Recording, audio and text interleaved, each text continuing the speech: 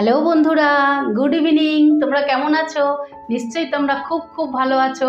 আমিও খুব ভালো আছি। আজকে আমি একটা দারুণ রেসিপি নিয়ে এসেছি। দেখো বন্ধুরা, কাল তো 25শে ডিসেম্বর, আর 25শে ডিসেম্বরে কেক হবে না তা তো হয় না। তাই আমি একটা স্পেশাল রেসিপি নিয়ে এসেছি, সেটা হচ্ছে মধু কেক। আর এই মধু কেক তৈরি করতে কি কি উপকরণ লাগবে সেটা তোমাদের একবার দেখিয়ে নিই। এসো বন্ধুরা, কেকটা তৈরি করার জন্য আমি হাফ টিস্পুন এলাচ গুঁড়ো, হাফ টিস্পুন দারচিনি গুঁড়ো, কোকো পাউডার নিয়ে নিয়েছি, টুথপিক নিয়েছি, ভ্যানিলা এসেন্স নিয়েছি, মধু নিয়েছি, বেকিং পাউডার, বেকিং সোডা নিয়েছি, ভিনিগার নিয়েছি, আর দুধ নিয়েছি। আমি প্যাকেটের দুধ নিয়েছি, তোমরা গুঁড়ো দুধও গরম জলে গুলে নিতে পারো বা গরুর দুধও নিতে পারো। এখানে সুগার পাউডার নিয়েছি, আর খানিকটা নিয়ে নিয়েছি ড্রাই ফ্রুটস।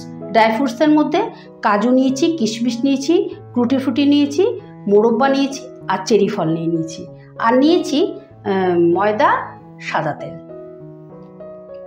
বন্ধুরা, কেকটা তৈরি করার জন্য প্রথমেই আমি এই কাপের 1 কাপ সুগার নিয়ে নিয়েছি।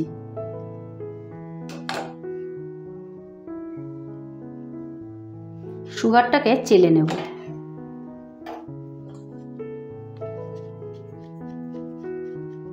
সুগারটাকে ভালো করে চেলে নিতে হবে। ওর মধ্যে যে দানা দানাটা থাকবে, তাহলে কেকটা কিন্তু ভালো হবে না, ফুলবে না ভালোভাবে। এই দেখো বন্ধুরা, কতটা দানা বেরিয়েছে। এই দানাগুলো থাকলে কিন্তু কেকটা ভালো হবে না। এই দানাগুলো আমি ফেলে দেব। এবারে আমি এই কাপের মাপেই হাফ কাপ তেল নিয়ে নেব। তেলটা যেন অবশ্যই ফ্রেশ হয়।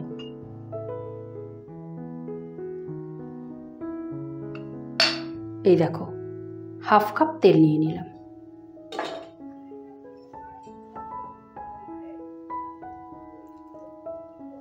এবার এই তেলটা আর সুগারটা ভালো করে মিশিয়ে নেব।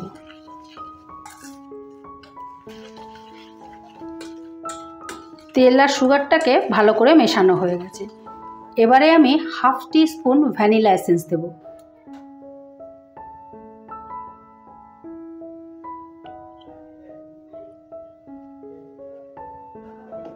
এবার এটা দিয়ে ভালো করে মিশিয়ে নেব আগে। বন্ধুরা, এবারে আমি এই কাপটারই 1.5 কাপ ময়দা নিয়ে নেব। ময়দা দিয়ে ভালো করে মিশিয়ে নেব। প্রথমে 1.5 কাপ ময়দা নিয়ে নিচ্ছি। এই দেখো, প্রথমে 1 কাপ নিলাম। এবার আরো হাফ কাপ নিয়ে নেব। এই যে আরো হাফ কাপ নিয়ে নিলাম। এবার এটাকেও ভালো করে মিশিয়ে নেব।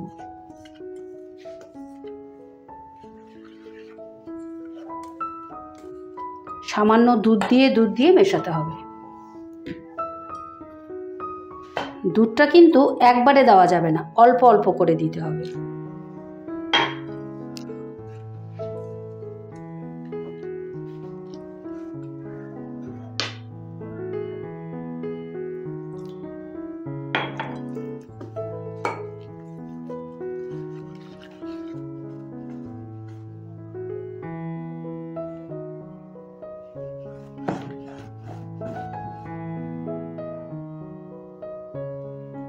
বন্ধুরা, এই পর্যায়ে এসে আমি এলাচ আর দারচিনির গুঁড়োটা দিয়ে দেব।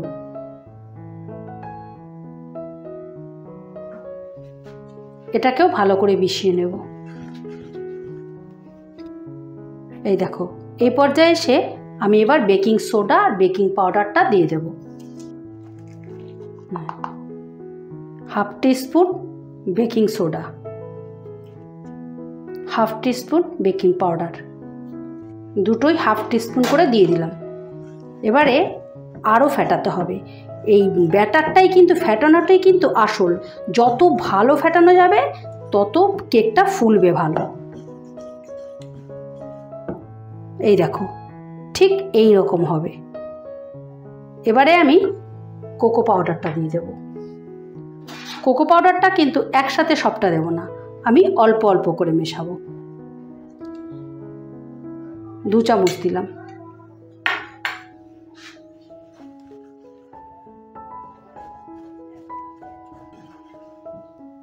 এবারে আমি 1 চামচ ভিনিগার দিয়ে দেব।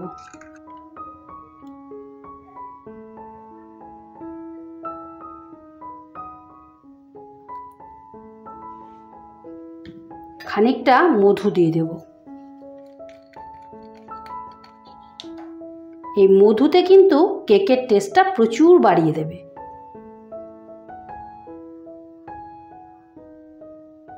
পুরোটাই দিয়ে দিলাম। এবারে ভালো করে মিশিয়ে নেব। দেখো থিকনেসটা কীরকম হয়েছে, ঠিক এরকম প্যাচ খেয়ে খেয়ে পড়বে।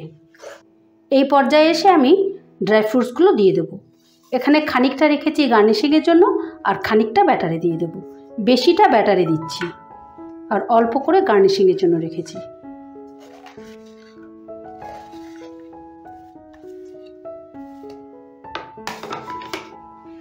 এবারে ভালো করে ব্যাটারের সঙ্গে ফ্রুটসগুলো মিশিয়ে নেব।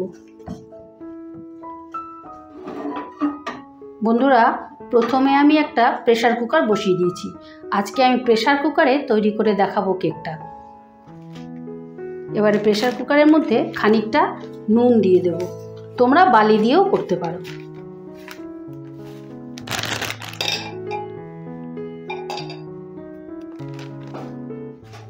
এর মধ্যে আমি একটা স্ট্যান্ড বসিয়ে দিলাম। এবারে এটাকে গরম হতে দেব। সিটিটা খুলে নিতে হবে। এটা 10 মিনিটের জন্য গরম হতে দেব। হাই হিটে গরম হতে দেব। বন্ধুরা, ব্যাটারটা ঢালার জন্য আমি এরকম একটা সিলভারের পাত্র নিয়ে নিয়েছি। এবার এটার মধ্যে আমি খানিকটা তেল লাগিয়ে দেব।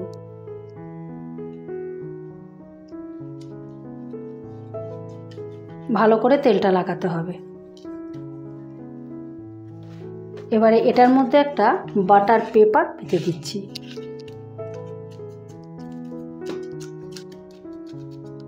তোমাদের কাছে যদি বাটার পেপার না থাকে তাহলে তোমরা এমনি সাদা শিট নিয়েও গোল করে এরকম কেটে নিতে পারো। এবার এটার মধ্যে খানিকটা তেল লাগিয়ে দেব। এবার এই সাইডেও দুটো পেপার লাগিয়ে দিচ্ছি। এবার এতে খানিকটা তেল লাগিয়ে দিচ্ছি। বন্ধুরা, বাটার পেপারটা লাগানো হয়ে গেছে। এর মধ্যে ভালো করে তেল ব্রাশ করে নিয়েছি। এবার ব্যাটারটা ঢেলে দেব।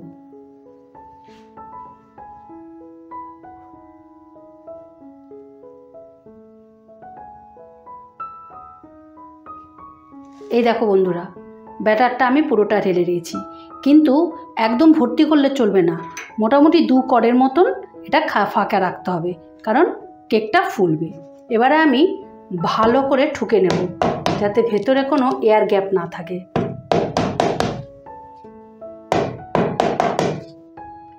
এতক্ষণে প্রেসার কুকারটা গরম হয়ে গেছে। প্রেসার কুকারটা আমি হাই হিটে গরম করেছি।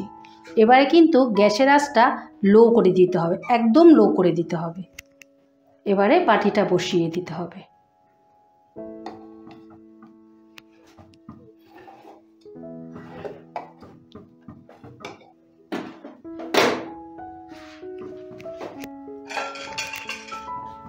এবারে ঢাকনাটা লাগিয়ে দেব।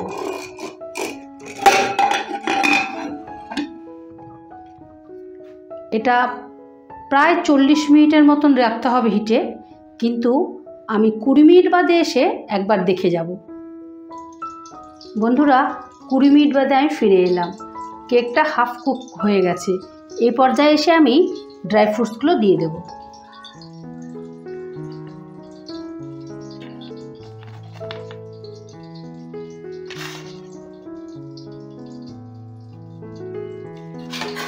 একটা স্পুন দিয়ে আলতো হাতে একটু চেপে দিতে হবে।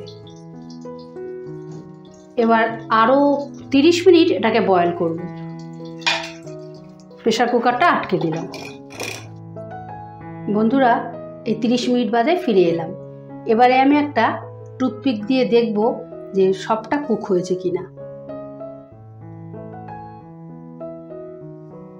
এই দেখো, একদম শুকনো, তার মানে পুরোটা কুক হয়ে গেছে। এবারে আমি নামিয়ে নেব।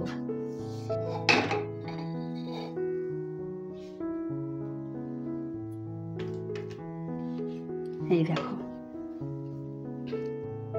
এবারে আমি একটা ছুরি দিয়ে সাইডগুলো ছাড়িয়ে নেব।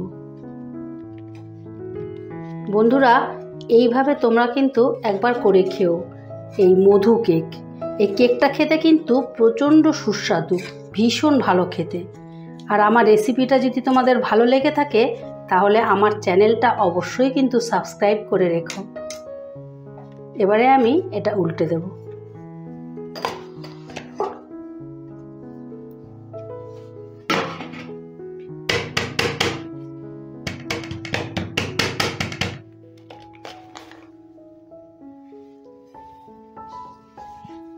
আমার চ্যানেলে কিন্তু এই রকম নিত্য নতুন রেসিপি প্রত্যেক দিন আসতেই থাকে।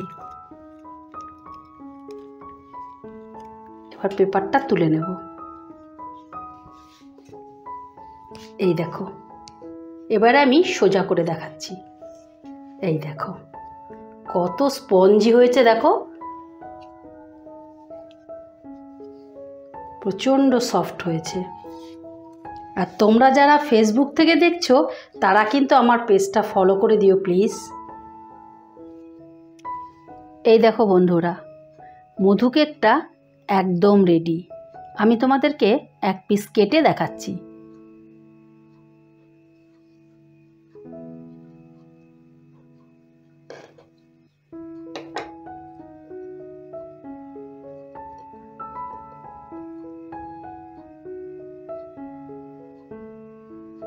এই দেখো কতটা স্পঞ্জি, কতটা সফট হয়েছে,